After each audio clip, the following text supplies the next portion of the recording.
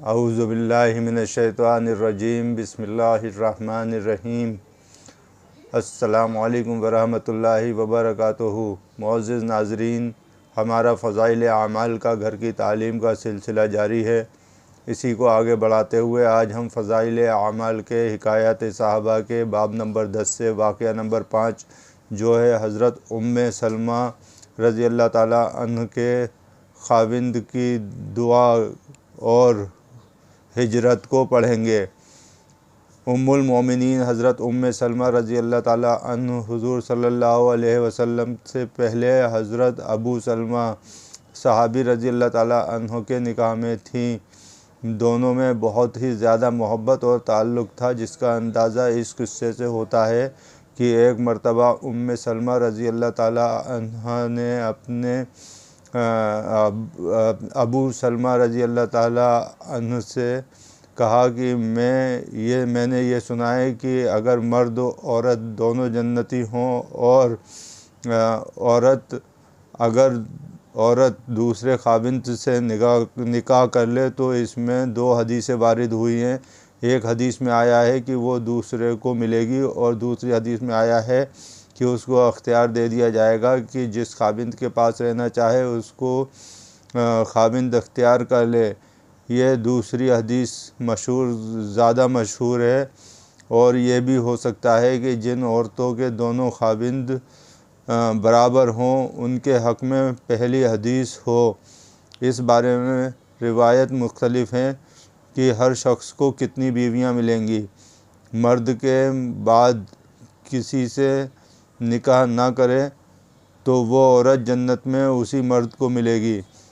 اسی طرح اگر مرد دوسرے عورت سے نکاح نہ کرے تو وہی عورت اس کو ملے گی۔ اس لیے آؤ ہم اور تم دونوں عہد کر لیں کہ ہم میں سے جو پہلے مر جائے دوسرا نکاح نہ کرے۔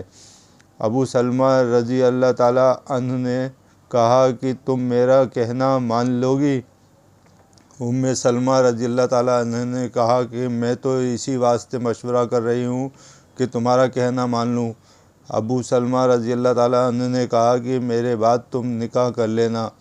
پھر دعا کی کہ یا اللہ میرے بعد ام سلمہ رضی اللہ تعالیٰ عنہ کو مجھ سے بہتر خاوند عطا فرما، جو نہ ان کو رنج پہنچائے نہ تکلیف دے۔ ابتدائے اسلام میں دونوں میاں بیوی نے حبشہ کی ہجرت ساتھ ہی کی۔ اس کے بعد وہاں سے واپسی پر مدینہ طیبہ کی ہجرت کی، جس کا مفصل قصہ خود ام سلمہ رضی اللہ تعالیٰ عنہ بیان کرتی ہیں کہ ابو سلمہ رضی اللہ تعالیٰ عنہ ہجرت کا ارادہ کیا تو آپ نے سامان اونٹ پر لادے اور مجھے اور میرے بیٹے سلمہ رضی اللہ تعالیٰ عنہ کو سوار کیا اور خود اونٹ کی نکیل ہاتھ میں لے کر چلے۔ میرے میکے کے لوگوں یعنی بنو مغیرہ نے دیکھ لیا۔ انہوں نے ابو سلمہ سے کہا کہ تم اپنی ذات کے بارے میں تو آزاد ہو سکتے ہو، مگر ہم اپنی لڑکی کو تمہارے ساتھ کیوں جانے دیں کہ وہ شہر در شہر پھرے؟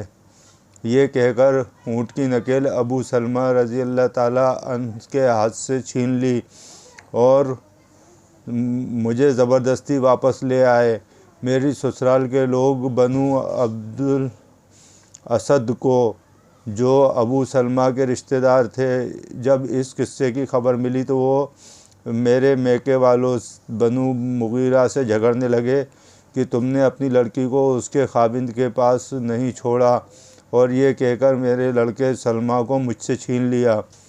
جب میں اور میرا لڑکا اور شوہر تینوں جدا ہو گئے، خاوند تو مدینہ چلے گئے، میں اپنے میکے میں رہ گئی اور لڑکا اپنی ددیال میں پہنچ گیا۔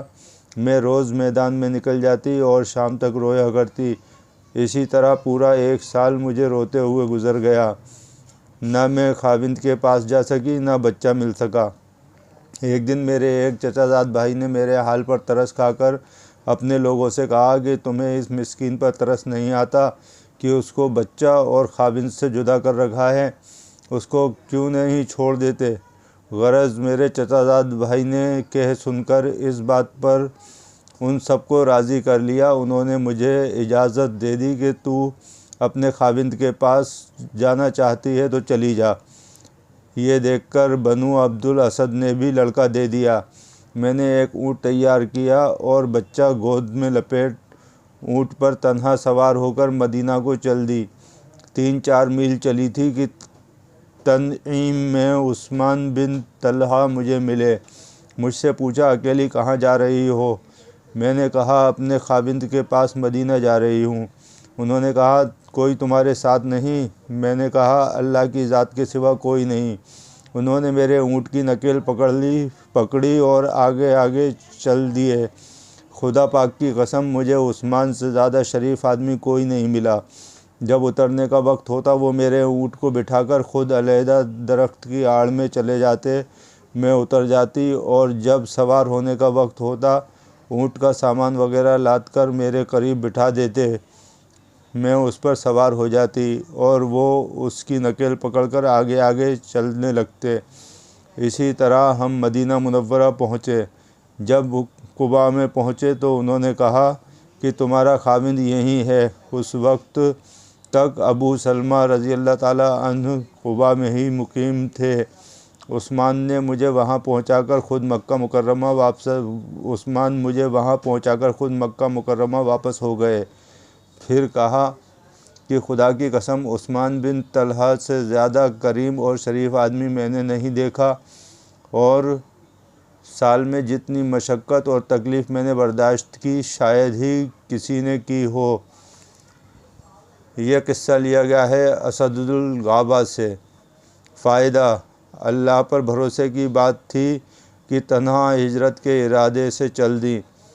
اللہ جل شانہ نے اپنے فضل سے ان کی مدد کے سامان مہیا کر دیا۔ جو اللہ پر بھروسہ کر لیتا ہے اللہ جل شانہ اس کی مدد فرماتے ہیں۔ بندوں کے دل اسی کے قبضے میں ہیں۔ ہجرت کا سفر اگر محرم نہ ہو تو تنہا بھی جائز ہے، بشرطے کہ ہجرت فرض ہو۔ اس لیے ان کے تنہا سفر پر شرعی اشکال، پریشانی، دقت نہیں۔ حضرات اسی طریقے سے فضائل اعمال کا، گھر کی تعلیم کا سلسلہ آگے بھی جاری رکھیں گے۔ فی الحال آپ سے اجازت چاہتا ہوں۔ السلام علیکم ورحمۃ اللہ وبرکاتہ۔